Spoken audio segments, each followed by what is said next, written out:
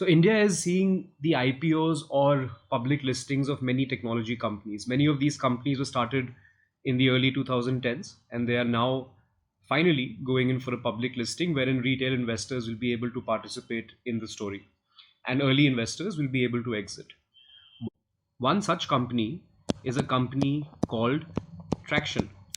Now, Tracxn is a company which is in what is known as the SaaS sector.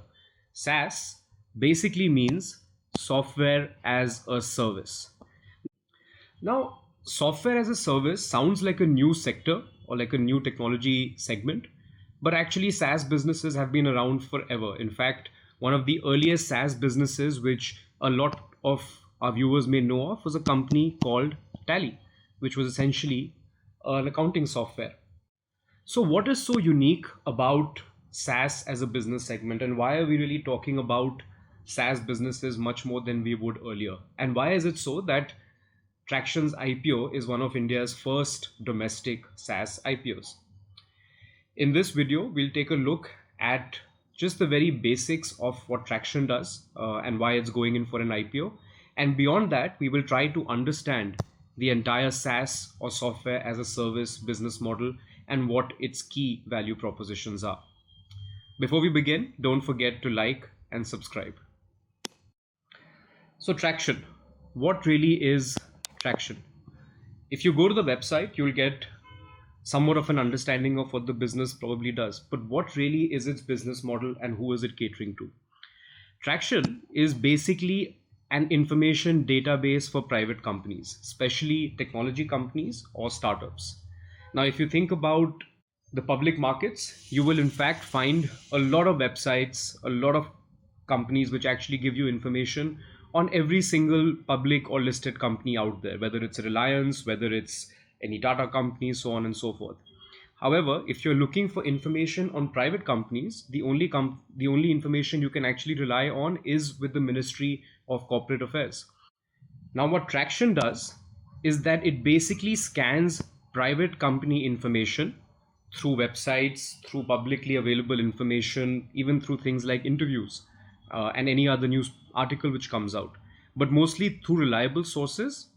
And it basically organizes all of this private company information in a consumable format, wherein anyone looking to find anything regarding that private company, whether it's about fundraising rounds, about revenue, about founding team, management, business model, projections, anything, can really find it on the Tracxn platform. You can even do analysis of different sectors, find which company exists in which sector. If you're looking for financial services, you can find all the companies in a certain geography, and basically every kind of filter that you can imagine. Now, who is the customer or the client base for a company like Tracxn? Now, these are people like venture capitalists who are trying to essentially find companies to invest in, and they need to do thorough research on every single company. These are limited partners who are basically investors of venture capitalists who also are looking for investments. There are many startups who are trying to find out more about the landscape, about the competition, about what they should do in the future, where the market opportunity lies.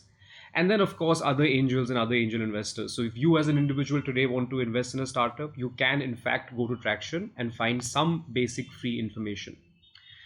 Now, if you want paid information, then Tracxn really caters to a paid program, which is basically for companies wherein any VC, any LP, or any startup can pay a monthly or a quarterly fee and get access to all kinds of information on the Tracxn portal. Now, Tracxn has in fact scanned 660 million domains, and they have come to information of about 1 million companies which you can actually find there. Now, this basically translates into a customer base which gives them an annual revenue of about $8 million. 70% of Tracxn's customer base is international, which means their global clientele, only 30% actually comes from India. And now, why this is so, we'll actually get into more detail as the video goes along. But what you must know is that Tracxn is a software as a service, which means that the company offers a software called Tracxn as a service. So why is Tracxn going in for an IPO? And it's going in for an IPO at $100 million valuation. For a company with revenues of just 8 million, how is it doing an IPO of $100 million? That's what we're going to try to understand and find out. But more importantly, we are going to understand what a SaaS business is and why a SaaS business can potentially be so highly valued, along with what problems building a SaaS business can also entail. So, the first question that probably comes to our mind is, what really is SaaS? Now, SaaS, if you go by just the pure definition, means software as a service. Now, what's the difference between a typical software or a software as a service? Software as a service basically means a certain service or a certain task or functionality which you would actually do through humans or through a manual mode of doing is now done through a software. For example, communication, which would earlier happen through people, now happens through WhatsApp or through Gmail. So typically, a WhatsApp or a Gmail is something which provides you a service in the form of a software. Even if you look at office softwares like Slack, like Asana, you've heard of. Now, all of this would earlier be done through human beings and has now been replaced by technology or by software, which means that you pay much lesser cost because you're not basically paying salaries, you're paying a sort of a subscription cost. For example, if you have a company Gmail, you're probably paying about $2 on a monthly basis. And this software is providing you the same service that humans would earlier provide you. And technically, that's what software as a service means. So even if you look at our earlier example of, let's say, Tally is accounting which someone would actually sit maybe sometimes in a manual ledger or on Excel sheets and actually enter each of these entries and then formulate a balance sheet or a P&L statement, which now happens automatically through Tally. All you have to do is enter the information and the computer itself generates the P&L, it generates the balance sheet, the software, and hence the entire manual task of creating or making a company's accounts have been reduced to an entirely automated process through Tally for a monthly, annual, quarterly fee. So this is what software as a service means. A software that has replaced a traditional service by technology. The next thing we try to understand about a SaaS business, especially in light of the Tracxn's IPO, or just to understand how much potential a business like Tracxn could have, is we try to understand the market. And in fact, previously we've looked at a video in which we've studied market sizing. If you look at SaaS market size, industry estimates the current market size as close to about $150 billion, which means there is $150 billion approximately worth of products or services that needs to be delivered in this particular market. Now remember, this is not only for Tracxn's market, this is for the entire SaaS market. So it could involve things like communication, it involves things like when you go to a hair salon and there someone bills you, and this is all done automatically, or if someone gives you an appointment and you get an automatic SMS, this is all happening through a SaaS platform. So technically, when you try to understand the market size of a certain SaaS business, imagine in that particular business, every human task that could be automated. For example, if today Zomato allows you to book tables in restaurants through the app, and imagine if they were charging you for this service, then in that case, earlier, when you would have to actually call someone from the restaurant, place a table, wait for confirmation, that entire process is just down to a few clicks wherein you select the number of seats you need, table, the timing, and everything is done automatically. You have to place no call. So imagine every single task which was previously done manually and can now be automated accounts for a business that could be created in SaaS. So that's how you really imagine the market size. Now, industry estimates also say that given the fact that software is growing at a very rapid pace and technology, quote unquote, is eating up the world, SaaS markets could essentially blow up to about $720 billion. And this is kind of obvious. If you think about all the manual things, whether it's ordering of food, whether it's communicating, any of these things, or making a booking, making a reservation through a travel agency, all of these tasks which were earlier manual have now become automated through different kinds of SaaS platforms. So it's only obvious that the market size is going to be very massive because most tasks will actually become automated through software. Next up, we look at a couple of business models that exist in SaaS. And then we will go down to actually understanding why SaaS businesses across the world, whether it's a company like Google, or whether it's a company like Tracxn, or whether any other company really trades at high multiples.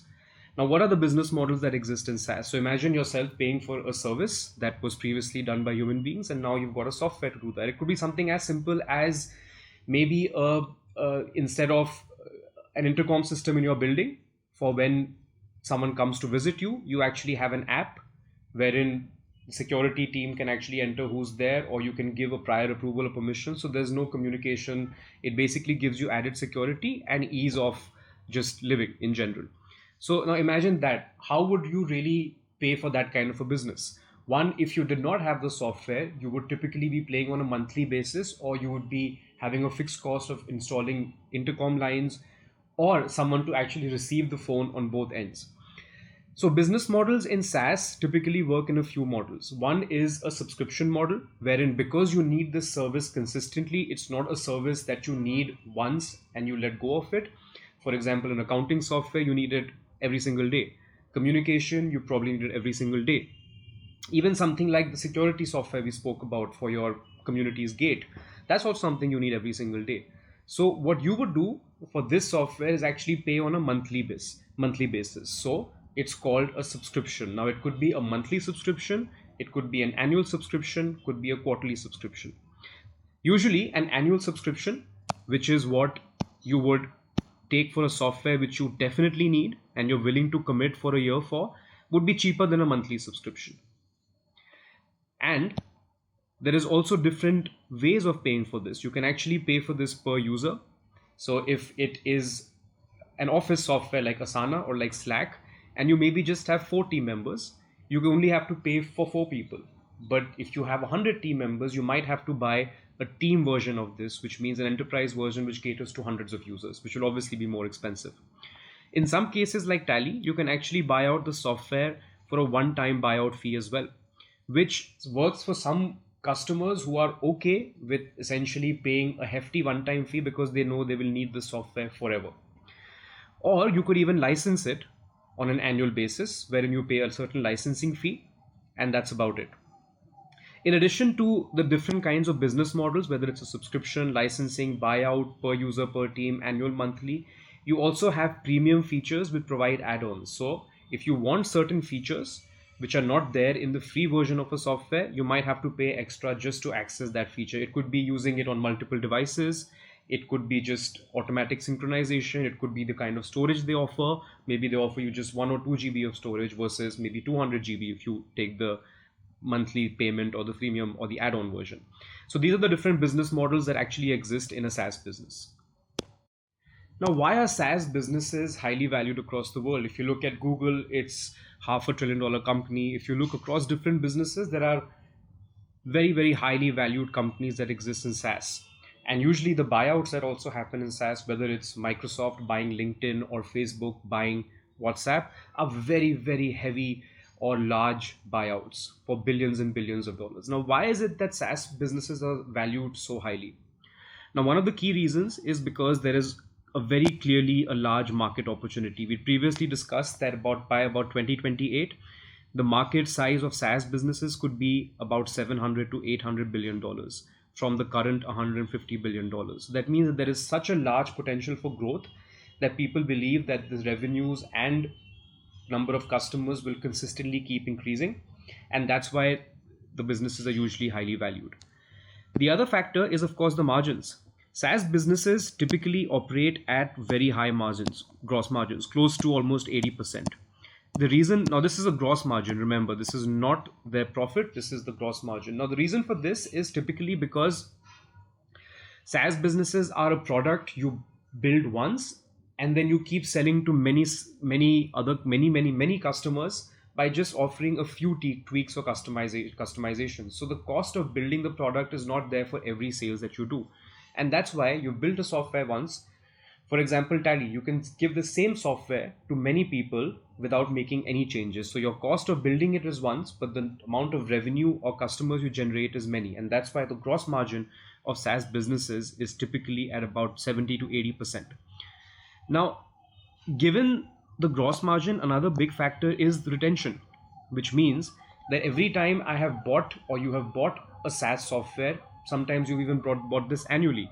So which means for a 12-month period at least the customer is locked in, and that customer will keep generating revenues for you for a certain amount of time. In the case of softwares like Gmail, wherein you're paying about 100 to 150 rupees every month if you have a paid service, which is a company email ID, then typically you've been paying for this for the last 5 years. And that means that the company never has to sell you anything again. So there's no sales cycle, it's only a retention cycle. Another reason is, before we get into cash flow, we'll get into subscription because it comes with retention. Now, with retention means that there is a certain sales cycle which is just one time. So you sell a product to someone once, and if they do buy that product, they will continue to, in most cases, buy the product. Which means that for a one-time sales cycle or one-time sales cost of your salesperson or discounting, etc., you're actually getting a customer who keeps paying you for years and years. Now, what this translates into, this entire sales cycle and retention cycle, is a lot of free cash flow. Because typically you have taken 12 months or 6 months of money upfront for services which you will deliver over the next 12 months, you have a lot of free cash flow in the business. And that's why every time a Google or a Facebook really releases its P&L numbers for an annual basis, you will see they have generated billions of dollars of cash which is lying with the company, which means the company is typically cash rich. And last but not the least, one of the biggest factors is the fact that it's a winner take all market. A winner take all market means that, now think about it, how many of you use actually anything apart from Gmail? So Gmail, for a matter, has about 70% market share, and then you have Outlook and many other service providers. But the fact of the matter is that the lion's share exists with one player. So if a player has managed to break a market and become a large company, there is a large likelihood that they will own a giant's share of the market. For example, WhatsApp, for example, Gmail, Facebook, Tally, or any of these softwares. Yes, you will have number 2 or 3 players, but the first one will control a majority of the market. And that's why SaaS businesses are typically valued higher, much higher than any conventional business, which has a lower market opportunity, lower gross margins of about 20%, again and again, or repeat sales cycles, less cash flow because they have creditors that they have to pay to, and usually many businesses and many competition might exist. Now, while we've understood why SaaS businesses are highly valued or what is the real novelty around them, it's also important to understand problems. Because if a business can become so highly valued, it's obviously extremely difficult to make. So one of the problems, which was actually even one of the reasons why they're highly valued, is the fact that it's a winner take all market or a product, which means that one person, or in some cases two, or just in very low cases 3 people, will actually create a product which becomes profitable or becomes a big company. So in a highly competitive software market, building a winner take all, or in a winner take all market, building a product that actually wins is extremely difficult. Now imagine building an email service which can take on Gmail. So that's how difficult it is to actually build in a SaaS market. Another reason is the fact that in terms of geographies, countries that are low income countries like India don't really pay for software. Fundamentally because the price of labor is cheap, and it's sometimes even cheaper to get a human being to do a certain task.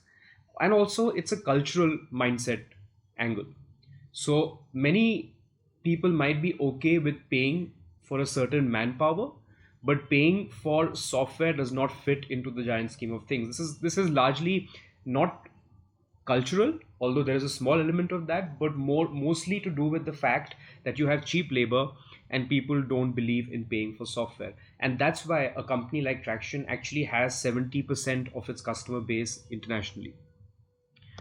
Another large problem is that as a software or a SaaS product, you have to keep evolving. And that is why a Salesforce, for example, had to buy Slack. That is why Microsoft bought Skype.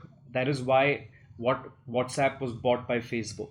If you don't keep evolving, a certain other product could quietly break the market and then overnight finish your product. We've seen companies like, or products like Internet Explorer, Mozilla Firefox actually be dominant products, and then when Chrome came in, become nothing. So one of the reasons why it's difficult to build a SaaS business is that if you're not evolving, whether organically or through buyouts and acquisitions, you will eventually lose your market share. And one of the biggest pieces of building a SaaS business is actually finding technological talent, which is now very expensive because the whole world is going in a software mindset, and getting that many number of software engineers, especially ones who are that good, although the quality is increasing because now it's pretty much not a new industry like it used to be. At the same time, the supply is limited. You can only have so many engineers. And that's one of the reasons why it's very difficult to build or lead in a SaaS problem. So we've gone through the different kinds of SaaS business models. We've understood first what a SaaS business is. We've gone into how SaaS businesses can potentially make money. We've also tried to understand why they are highly valued, whether it's because of margins, retention, free cash flow, subscription, large market opportunity, and also now what the problems that one may face if they are building a SaaS business or looking at investing in a SaaS business like Tracxn for that matter. So while this video was not about Tracxn per se, we've taken the opportunity of the Tracxn IPO to actually explain in very basics what a SaaS business really is and why it's so highly valued across the world. Thanks for listening. Thanks for watching. See you soon.